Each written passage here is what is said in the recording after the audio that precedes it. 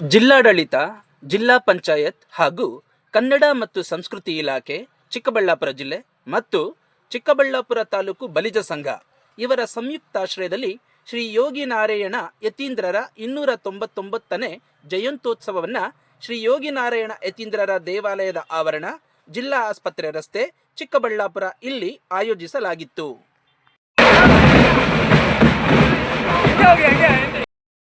ಶ್ರೀ ಯೋಗಿ ನಾರಾಯಣ ಯತೀಂದ್ರರ ಜಯಂತ್ಯೋತ್ಸವದ ಪ್ರಯುಕ್ತ ಚಿಕ್ಕಬಳ್ಳಾಪುರದ ವಾಪಸಂದ್ರದಲ್ಲಿರುವ ರಂಗನಾಥ ಸ್ವಾಮಿ ದೇವಾಲಯದ ಬಳಿ ಶ್ರೀ ಯೋಗಿ ನಾರಾಯಣ ಯತೀಂದ್ರರ ಪಲ್ಲಕ್ಕಿಗಳು ಆಗಮಿಸಿದ್ದವು. ಜಿಲ್ಲಾಧಿಕಾರಿಗಳಾದ PN Ravindra, SV Lokesh, DYSP Shivakumar, doctor Manjunath, KV Naveen Kiran, AC Ashwin, Congress ಮುಖಂಡರಾದ ಕೇಶವರೆಡ್ಡಿ, ಕೋಲಾಟ್ಲು ರಾಮಚಂದ್ರ, ರಘು PM, ಡ್ಯಾನ್ಸ್ ಸೀನಾ, ಮೋಹನ್ ಮುರುಳಿ, ಅಪರ ಜಿಲ್ಲಾಧಿಕಾರಿ ಭಾಸ್ಕರ್, ಅನು, ನಗರಸಭೆ ಸದಸ್ಯರಾದ ಅಂಬರೀಶ್, ನರಸಿಂಹಮೂರ್ತಿ ಎಲ್ಲರೂ ಸೇರಿ ಪೂಜೆ ನೆರವೇರಿಸಿದರು.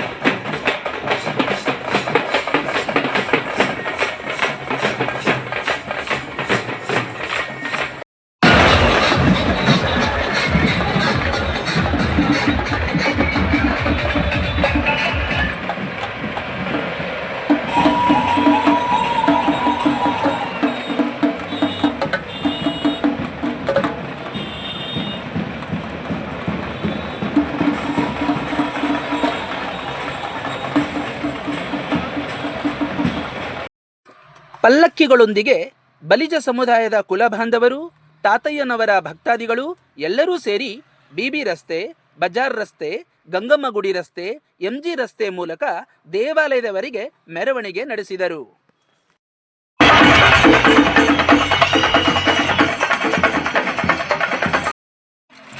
ಶ್ರೀ ಯೋಗಿ ನಾರಾಯಣ ಯತೀಂದ್ರರ ಜಯಂತ್ಯೋತ್ಸವದಲ್ಲಿ ಸುಮಾರು 50ಕ್ಕೂ ಹೆಚ್ಚು ಪಲ್ಲಕ್ಕಿಗಳು ಮೆರವಣಿಗೆಯಲ್ಲಿ ಹೊರಟಿದ್ದವು.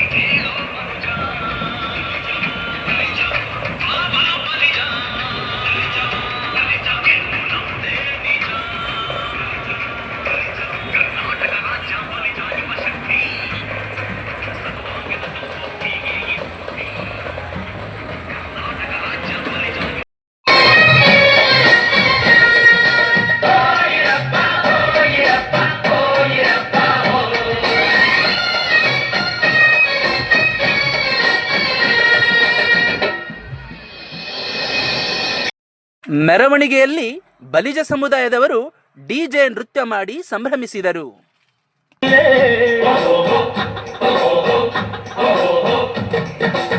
దేవుడిచ్చిన కాయలకే మనిషి పెంచను పైరేటు తిష్టలు కొల్తావల తేరా. ಮೆರವಣಿಗೆಯ ಆಕರ್ಷಣೀಯ ಕೇಂದ್ರ ಬಿಂದು DJ ಸಂಗೀತ. DJ ಸಂಗೀತಕ್ಕೆ ಸಮುದಾಯದವರೆಲ್ಲರೂ ಕುಣಿದು ಕುಪ್ಪಳಿಸಿ ಸಂಭ್ರಮಿಸಿದರು.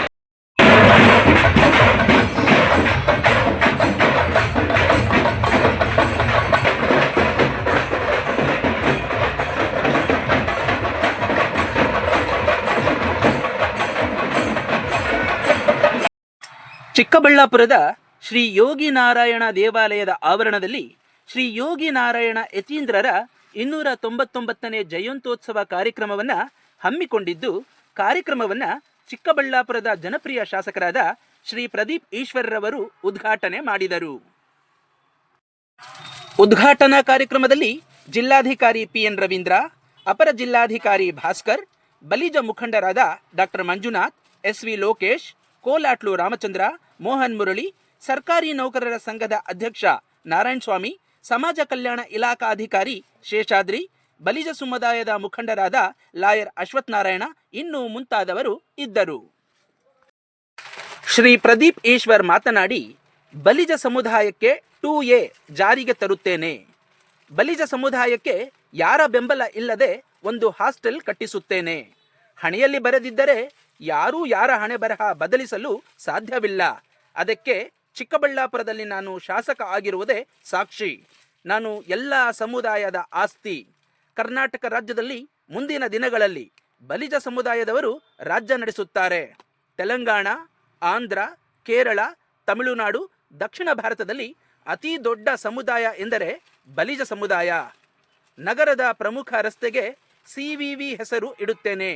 ಡಿಗ್ರಿ ಕಾಲೇಜಿನಲ್ಲಿ ಲೈಬ್ರರಿ ಮಾಡುತ್ತಿರುವೆ. 6 ಕೋಟಿ ರೂಪಾಯಿ ವೆಚ್ಚದಲ್ಲಿ ಕಟ್ಟಿಸುತ್ತಿರುವ ಲೈಬ್ರರಿಗೆ CVV ಹೆಸರು ಇಡುತ್ತೇನೆ ಎಂದು ಶಾಸಕರು ತಿಳಿಸಿದರು. ಯಾವತ್ತು ನನ್ನ ಸಮುದಾಯದವರಿಗೆ ನಾನು 2A ತರ್ತೀನಿ ಅಂತ ನಿಮ್ಮ ಹತ್ರ ನಾನು ನೋಟ್ ಹಾಕ್ಸ್ಕೊಂಡಿಲ್ಲ. ನಾನು ಗೆದ್ದ ಮೇಲೆ 2A ತರ್ತೀನಿ ಅಂತ ನಿಮಗೆ ಮಾತು ಕೊಡ್ತಾ ಇದ್ದೀನಿ. ಯಾಕೆ ಅಂದ್ರೆ ಒಂದು 2A ರಿಸರ್ವೇಶನ್ ಇಲ್ಲ ಅಂದ್ರೆ ಸಮುದಾಯದ ಮಕ್ಕಳಿಗೆ ಎಷ್ಟು ಸಮಸ್ಯೆ ಆಗುತ್ತೆ ಅಂತ ನನಗೆ ಗೊತ್ತು. ನನ್ನ ಸಮುದಾಯದವ್ರಿಗೆ ಹೇಳ್ತೀನಣ್ಣ, ನಾನು ಚುನಾವಣೆಗಿಂತ ಮುಂಚೆ ಸಮುದಾಯದ ಮಕ್ಕಳಿಗೆ ಸ್ಕಾಲರ್ಶಿಪ್ ಕೊಟ್ಟೆ. ಇವತ್ತು ಎಲ್ಲ ಸಮುದಾಯದ ಮಕ್ಕಳಿಗೂ ಸ್ಕಾಲರ್ಶಿಪ್ ಕೊಡ್ತಾ ಇದ್ದೀನಿ.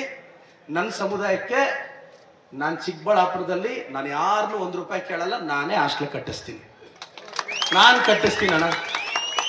ದೇವ್ರು ಕೊಟ್ಟಿದ್ದಾನೆ, ಭಗವಂತ ಚೆನ್ನಾಗಿಟ್ಟಿದ್ದಾನೆ. ನಾನು ಸಮುದಾಯದ ಮಕ್ಕಳಿಗೋಸ್ಕರ ನಾನೇನಾದರೂ ಖಂಡಿತವಾಗೂ ಮಾಡ್ತೀನಿ. ಒಂದು ರಾಜಕಾರಣದಲ್ಲಿ ಯಾರು ಎಲ್ಲಾದರೂ ಬೆಳೀಲಿ, ಅವ್ರವ್ರ ಆದರ್ಶಗಳು. ಆದರೆ ನಾನು ಹೇಳೋದೇನೆಂದರೆ, ಸಮುದಾಯದ ವಿಚಾರಕ್ಕೆ ಬಂದಾಗ, ಮಕ್ಕಳ ಭವಿಷ್ಯದ ವಿಚಾರಕ್ಕೆ ಬಂದಾಗ, 2A ವಿಚಾರಕ್ಕೆ ಬಂದಾಗ, ಒಂದು ಬ್ಯಾಕ್ವರ್ಡ್ MLAಗಳದ್ದು ಮಾನ್ಯ ಮುಖ್ಯಮಂತ್ರಿಗಳು ಒಂದು ಸಭೆ ಮಾಡಿದ್ರಣ್ಣ ಒಂದು 2 ತಿಂಗಳಿಂದ. ಅವತ್ತು ಈ ಕೇಳಿದ್ರು OBCದು ಎಲ್ಲ MLAಗಳು ಮೀಟಿಂಗ್ ಮಾಡಿ, ನಾನು ಅವತ್ತು ಪಾರ್ಟಿಸಿಪೇಟ್ ಮಾಡಿದ್ದೆ. ನಾನು ಎದ್ದು ಮುಖ್ಯಮಂತ್ರಿಗಳಿಗೆ ಒಂದು 10 ನಿಮಿಷ ಎಕ್ಸ್ಪ್ಲೈನ್ ಮಾಡಿದೆ. ಸರ್, ನಮ್ಮ ಕಮ್ಯುನಿಟಿಗೆ 2A ಬೇಕು ಸರ್. ನಿಮಗೆ ಇಲ್ಲಿ ಎಷ್ಟು ಜನಕ್ಕೆ ಮಾಹಿತಿ ಇದೆಯಲ್ಲೋ ಗೊತ್ತಿಲ್ಲ, ಚಿಕ್ಕಬಳ್ಳಾಪುರ ತಾಲೂಕಲ್ಲಿ ನಾವು 41,000 ಇದ್ದೀವಿ. ಚಿಕ್ಕಬಳ್ಳಾಪುರ ತಾಲೂಕಲ್ಲಿ 41,000 ಇದ್ದೀವಿ ಅನ್ನೋದು ನನಗೆ ಅಧಿಕಾರಿಗಳಿಂದ ಗೊತ್ತಾಗಿರೋ ಮಾಹಿತಿ. 41,000 ಇದೆ ಬರೀ ತಾಲೂಕಲ್ಲಿ. ಇನ್ನು ಜಿಲ್ಲೆಯಲ್ಲಿ ಬಹಳಷ್ಟಿದೆ. ಅಂದರೆ ಇಷ್ಟು ರೆಪ್ರೆಸೆಂಟ್ ಮಾಡೋ ಸಮುದಾಯಕ್ಕೆ ಈಗಿರೋ ಮಾಹಿತಿ ಪ್ರಕಾರ. ಅಷ್ಟೇ ಅಲ್ಲ, ಇಲ್ಲಿ ತೆಲಂಗಾಣ, ಆಂಧ್ರ, ಕೇರಳ, ತಮಿಳುನಾಡಲ್ಲಿ, ದಕ್ಷಿಣ ಭಾರತದಲ್ಲಿ ಅತಿ ದೊಡ್ಡ ಸಮುದಾಯ ನಮ್ಮದು. ಇದ್ಯಾರು ಮರ್ತೋಗ್ಬಾರ್ದು ನೀವು. ತೆಲಂಗಾಣದಲ್ಲಿ, ಆಂಧ್ರದಲ್ಲಿ ಅತಿ ದೊಡ್ಡ ಸಮುದಾಯ ನಮ್ಮದು. ಪವನ್ ಕಲ್ಯಾಣ್ ಎಲ್ಲೆಲ್ಲಿ ನಿಂತಿದ್ರು ಅಷ್ಟೂ ಗೆಲ್ತಾರೆ. ಅದು ಸಮುದಾಯದ ಶಕ್ತಿ. ಅದು ಅವ್ರು ಎಲ್ಲೆಲ್ಲಿ ಅಂದ್ರೆ ಸಮುದಾಯ ಜೊತೆಯಲ್ಲಿದ್ರೆ ಪ್ರತಿಯೊಬ್ಬರಿಗೂ ಏನು ಬೇಕಾದರೂ ಆಗುತ್ತೆ ಅನ್ನೋದಕ್ಕೆ ಇವೆಲ್ಲ ನಿದರ್ಶನ. ನನಗೂ ಒಂದು ಅವಕಾಶ ಸಿಕ್ತಣ, ಭಗವಂತನ ಆಶೀರ್ವಾದ. 2 ವರ್ಷದಿಂದ ಆಶೀರ್ವಾದ. ಇವತ್ತು ಜಿಲ್ಲಾ ನಮ್ಮ ಉಸ್ತುವಾರಿ ಸಚಿವರು ಅವರು ಇವತ್ತು 2 ಕಡೆ ಅವ್ರದ್ದು ಪ್ರಶ್ನೆ ಇದೆ, ಕೌನ್ಸಿಲಲ್ಲಿ ಮತ್ತು ಅಸೆಂಬ್ಲಿಯಲ್ಲಿ. ಆ ಕಾರಣಕ್ಕೆ ನಿಮಗೆಲ್ಲ ಶುಭಾಶಯ ತಿಳಿಸಕ್ಕೆ ಹೇಳಿದ್ರು. ಮತ್ತು 4 ಗಂಟೆಗೆ ರವೀಂದ್ರ ಕಲಾಕ್ಷೇತ್ರದಲ್ಲಿ ಮತ್ತೆ ನಮ್ಮ ಸ್ಟೇಟ್ ಲೆವೆಲ್ ಪ್ರೋಗ್ರಾಮ್ ಇದೆ, ಸರ್ಕಾರಿ ಪ್ರೋಗ್ರಾಮ್. ಅದಕ್ಕೂ ನಾನು ಗೆಸ್ಟ್ ಆಗಿದ್ದೀನಿ. ಅಲ್ಲಿ ಮುಖ್ಯಮಂತ್ರಿಗಳು, ಉಪಮುಖ್ಯಮಂತ್ರಿಗಳನ್ನು ರಿಕ್ವೆಸ್ಟ್ ಮಾಡಿದ್ದೀನಿ. ಅಣ್ಣ, ನೀವೆಲ್ಲಾದರೂ ಇರಿ ಅಣ್ಣ. ನಾನು ಹೇಳೋದು, ಈ ಸಮುದಾಯದ ನಿಮ್ಮ ರಕ್ತ ನಾನು, ನಿಮ್ಮ ಋಣ ನಾನು ತೀರ್ಸೋಕ್ಕಾಗಲ್ಲ, ಅದಂತೂ ಹೇಳಬಲ್ಲೆ. ಆದರೆ ನಾನು 87,000 ಮತಗಳನ್ನ ತಗೊಂಡು ವಿಧಾನಸೌಧಕ್ಕೆ ಹೋಗ್ತೀನಿ ಅಂದರೆ ನೀವೆಲ್ಲ ಒಂದಾಗದೆ ಮಾತ್ರ ಇದು ಸಾಧ್ಯ ಇಲ್ಲ, ಅದಂತೂ ನಾನು ಹೇಳಬಲ್ಲೆ. ನೀವೆಲ್ಲಿದ್ರೋ, ಎಲ್ಲಿ ಗುರುತಿಸ್ಕೊಂಡಿದ್ರೋ, ಬೂತ್ ಮುಂದೆ ಹೋದಾಗ ನಿಮ್ಮ ಬೆರಳು ಎಲ್ಲೋಯ್ತು ಅಂತ ನನಗೆ ಗೊತ್ತಣ. ಅದಕ್ಕೆ ನಾನು ವಿಧಾನಸೌಧಕ್ಕೆ ಹೋದೆ. ಅದಕ್ಕೆ ನಾನು ಎಲ್ರಿಗೂ ಥ್ಯಾಂಕ್ಸ್ ಹೇಳ್ತೀನಿ ಪಕ್ಷಾತೀತವಾಗಿ. ಸಮುದಾಯದ ಋಣ ನನ್ನ ಮೇಲೆ ಇದೆ. ನಾನು ನೋಡಿ, ಆಸ್ತಿ ಅಂತಸ್ತು 40-60 ಸೈಟ್ ಮಾಡೋದು ನನಗೇನು ಗೊತ್ತಿಲ್ಲ ಅಂತಲ್ಲ. ತಮ್ಮ ಆಂಬುಲೆನ್ಸ್ ಹಾಕಿ ಇವತ್ತಿಗೆ 5300 ಜನ ಕಾಪಾಡಿದ್ದೀನಿ. ಆಂಬುಲೆನ್ಸಲ್ಲಿ ಯಾರನ್ನೂ ನಾವು ಜಾತಿ ಕೇಳಿಲ್ಲ. ಇದು ನಿಮ್ಮ ಸಮುದಾಯದ ಹುಡುಗನ ಕೊಡುಗೆ.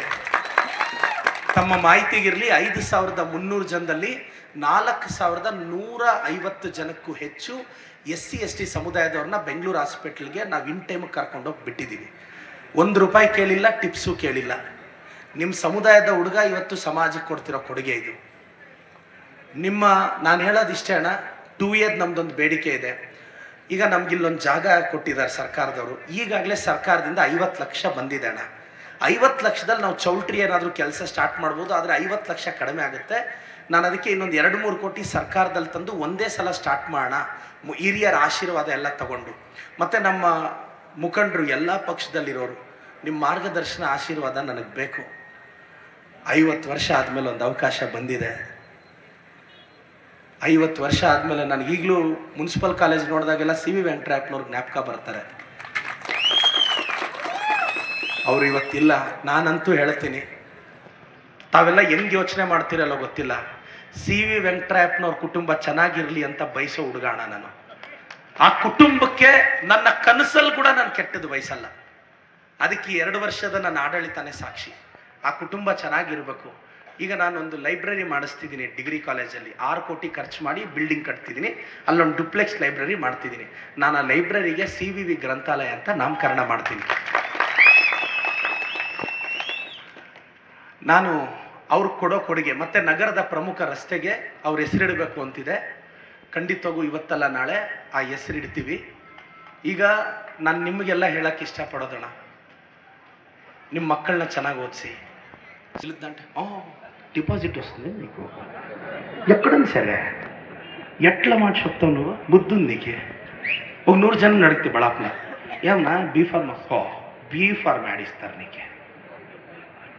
నేను ఊరికే చెప్తాను మీకు, ఈ 100 జనం మాట నేను నిన్నింటే ఈ పెద్ద మోస్ట్లీ ఎమ్మెల్యే కాకుంటే స్టేజ్కి కుదరలేదో తెలియదు. కూస్తాండ్లే అంత లెవెల్ అంతా నాకు ఉంటాండ్లే.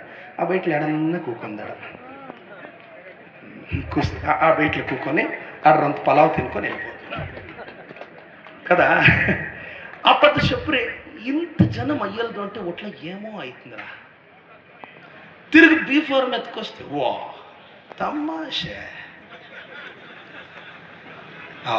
ఎక్కడ మాట నువ్వు ఎక్కడ నేను అనుకోండా.